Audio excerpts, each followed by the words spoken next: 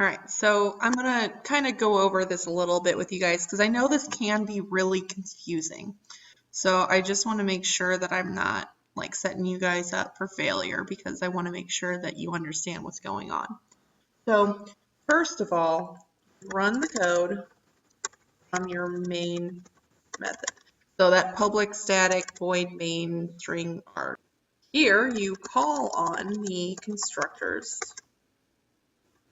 and methods in your class. So if we look at lesson 15, this is your main method. This is where we call on the constructors and we call on the methods in the class. Circle is your class.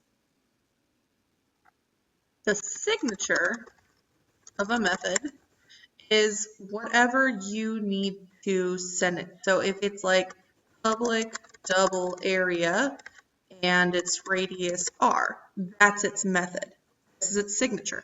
So public, whatever is here, like double, int, string, whatever type, the name, and then whatever variable it is sent, whatever kind of number. So like if we look at our public circle here, public circle double R is the signature. If we look at public double area, that's the signature. Just that information right there. So your signature is always going to contain the access control, which is either public or private. So that's just what it's called. So it's either going to, so it has access control. That's the first part of it. Second part is the return data type. So this is going to give us a double. And it can be anything. Right now we just really dealt with doubles, but that's it. It could be int, string, char, whatever. So the third part is your method name.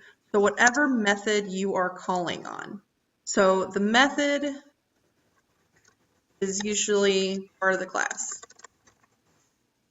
So that's where we created like area, we create circumference. You guys are going to create diameter for your lesson project. So that's just the way that it's going to go for that one. So whatever the method name is. And I do recommend for method to not name it cute names. Like your variable names can be cute, whatever names, like, you know, we like to talk about our fun naming conventions. But for methods, I think it's best to actually name them something that you will know what it actually does. Also for method, you want to, the convention is to be all lowercase letters. So just keep in mind that for the method, they are all lowercase. For the constructor, convention is first letter uppercase. So if you look at ours, we did public circle. Circle has a capital letter, but area and circumference are both lowercase. So, I mean, it'll work either way, but that's just the convention, just so you know. And the last part after method name is going to be your parameters. So the parameters are going to contain whatever is sent. And it always contains a type and a variable name. So like radius R. So radius is kind of a typo, so let's change that to double because the radius is a type. So it's double R. There we go. So it's a double type and R is the variable name. Usually you change that variable name in that first line, but you don't have to. It's just usually what's done because this is just the signature. Okay, so let's go into our project and we're going to create a method that does not have an empty parameter. So what we're going to do is we're going to come down and we're going to call this public and our type is going to be void. Void means we're not returning anything. We're going to call it set radius and we're going to call it double and then NR for new radius. Your brackets and we're going to call it radius equals NR.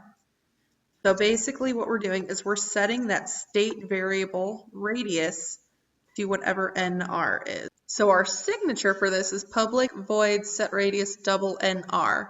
Our parameter is this double NR. So it's wanting us to send it a double when we call on set radius. So let's go back to lesson 15, and I'm going to make a little space in here for myself. I'm going to say pi dot set radius. You see, it kind of tells you what you're doing here because we've already created it. It wants a double. I'm going to send it 40.1. So what this does is it sets the radius of circle pi to 40.1. So if we come down here, you see we're going to change this to pi radius to print whatever pi's radius is. All right, and it changes our calculation and it sets the variable to 40.1.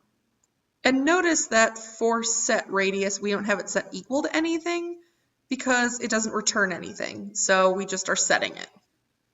And even though we had set it up here, this takes precedence. Okay, so I want you guys just to take a look at this line right here, public static void main. This is something that we've been dealing with since day one. Public means that we have access to this code and we can change it right in this code and in others. The main is just the name of this method. That's all that means.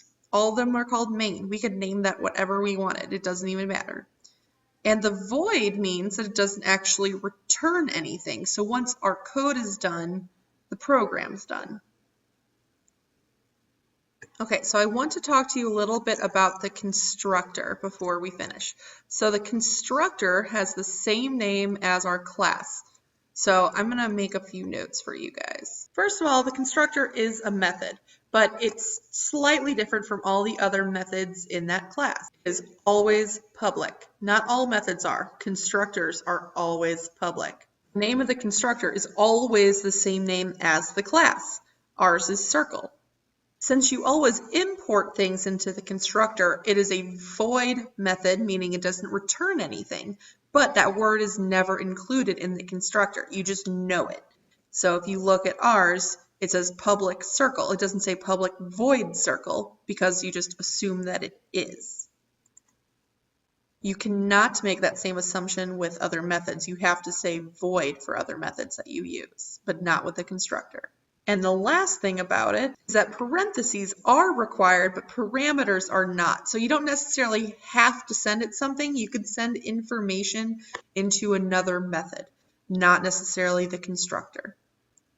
All right, before you guys go, I want to go over what you're doing for lesson 15. So the first thing you're going to do is we're going to set this up right now. So just leave Eclipse open. It's called What's the Diameter? So what you're going to do is in here, it says tester class. We're not going to make that. We're just going to put this right in our lesson 15. So just if you right click and say select tool, then you can select that, right click copy, and then go in Eclipse. And in lesson 15, your main, just paste that right at the bottom. All right. So it's going to give you an error because you haven't created diameter yet. So go in your circle and after set radius, but before your state variable, we're going to create a public double diameter, open close parentheses. Okay, and this is where you're going to calculate and return the diameter.